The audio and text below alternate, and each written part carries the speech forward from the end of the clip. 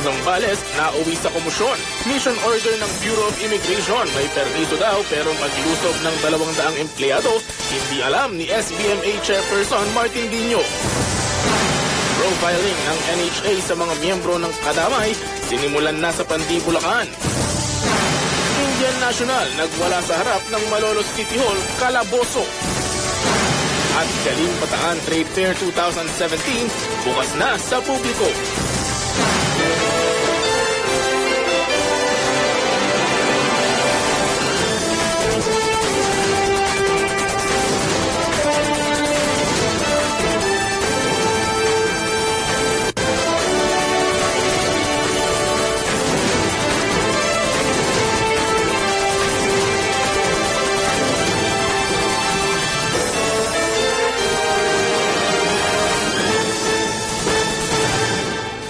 Magandang gabi po. Ito ang Metro Central Luzon ngayon. Nagkaroon na naman ng komosyon sa loob ng Subic Bay Marine Exploratorium Incorporated matapos na parsan umanong pasukin ng 2 dating empleyado ang loob ng Ocean Adventure. Ang buong detalye sa report ni Rayo Bawid. 13 ng Pebrero nang unang pumutok ang agawan sa pamamahala ng Subic Bay Marine Exploratorium Incorporated, ang kumpanyang humahawak sa Ocean Adventure at Camayan Beach Resort. Base sa mga kuha ng CCTV ng mga panahong iyon, nagkaroon umano ng persahang takeover ang grupo ni Scott Sharp na presidente ng SBMEI sa nooy mga empleyado ng namumunong si Arthur Tai. Simula February 14 ay hindi na pumasok sa trabaho ang mahigit 200 mga empleyado na natatakot umano para sa kanilang seguridad.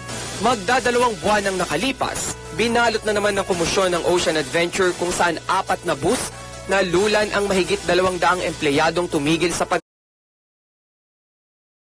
Papunta sa trabaho namin, makarating kami hanggang alas 10 o alas 9.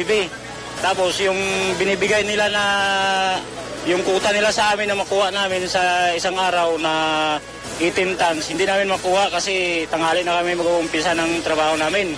Maliban sa mababang pasahod, pinatawan din daw ng iba't ibang kaltas sa sweldo ang mga sakada sa mga ginagamit sa pagsasaka at pagkain tulad ng plato, rice cooker, pati na ang bolo na ginagamit nila sa pagtatabas ng tubo. Minsan, isang linggo kami ng 100, 126. Yun lang namin, mahati-hatian namin ng mga kasamahan ko. Ilan po kayo naghahati-hati sa 126? 3 kami maghati-hati sa isang grupo. Dahil dito, hirap daw si Mang Joseph na magpadala ng pera sa kanyang pamilya sa Mindanao. Hindi raw kasi sumasapat ang kanilang kinikita sa kanilang pansariling pangangailangan. Gusto namin na kahit Hiling ngayon ni Mang lang namin. Kulto Incorporated ang reklamo ng UMA.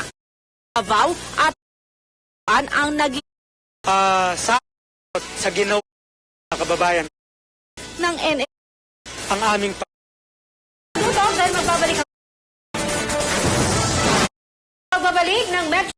ang aming pagkain at tirahan ng mga magbubukid. Ako si Justin Sayo. Ako si Justin Sayo para sa Metro Central Luzon News. Sa pagbabalik ng Metro Central Luzon ngayon, Indian National kulong matapos magwala sa harap ng Malolos City Hall. At 2 hininalang tulak ng droga patay sa bypass operation ng Cabanatuan PNP. Manatiling nakadutok dahil magbabalik ang Metro Central Luzon ngayon.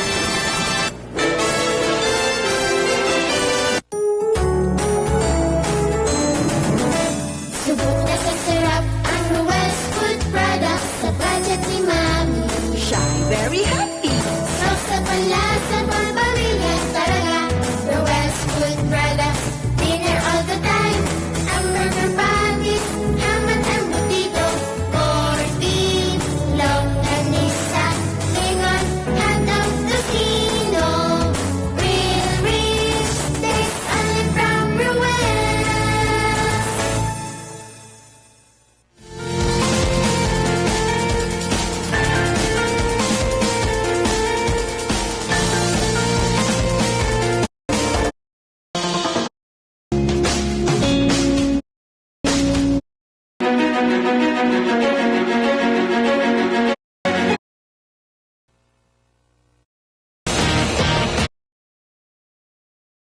alam naman natin ang pagpapapako sa cruise.